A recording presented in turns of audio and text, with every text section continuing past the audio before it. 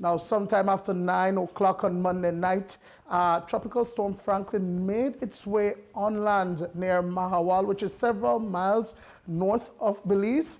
Of course, since then and leading on to about 1 a.m., we saw that there were rains, a slight breeze, and that continued through the night until what you are seeing right now, which is basically a cold front here in Corozal. But you know, even as Tropical Storm Franklin made landfall, we had several persons, up to 68 persons, seeking shelters within the Corozal district. You could see Corozal has barely got any rain, so people are not as alarmed as we thought they would be. But all the shelters in place have been approved to be open, have been open. Everything is in place. Corozal Tongue, we have taken care of our emergency plan for the Tongue from the Tongue Council, and as vice chairman of the NEMO Corozal, well, we're working together with NEMO. It stays as a calm from since the day, during the course of the day.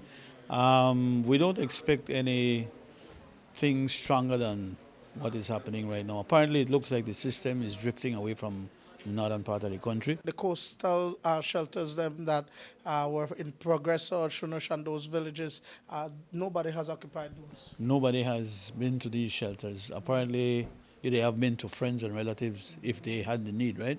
But the shelters are not open there. I mean, it's open, but it's not occupied. 4 shelterees from the Church of Christ School in Halls Layout were brought over to the Our Lady of Guadalupe RC School in Altamira, bringing that total figure to 68 persons, 32 adults and 36 children. A majority of them were from the Chula Vista area of Corozal. Victoria Evans and her family sought shelter from expected floods in the low-lying area. The whole family is out here because we live in our lowland areas and easy to get flood, so we be safe, we just come to the shelter. Talk to us a little bit more about that. How many of you guys are here? About 15, the most. Yes, we left stuff behind and things, but we have that just the important documents and stuff that we want need in the longer run. Was it a situation that you actually spoke to your other neighbors and they decided that they would come to the shelter too, or did you share that message with your other neighbors, or did they come on their own as well? We did share the message, and we live that like in our surrounded that lone family, and so we just tell different family members and then just do what they have to do and then come along with we too. The NEMO team in Corozal and residents were well prepared for the pending threat. Mayor Gilberto Campos stressed that one can never be over-prepared in case of weather systems. You could never be over-prepared for these things.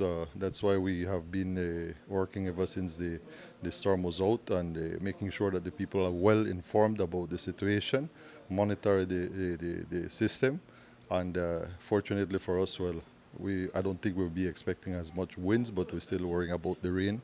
Like I said, Corozal has been pretty much dry for the whole day.